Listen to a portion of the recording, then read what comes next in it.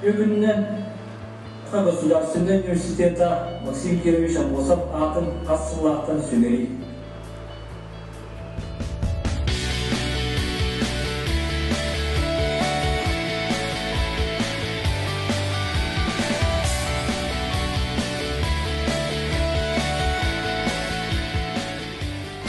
Вопрос номер.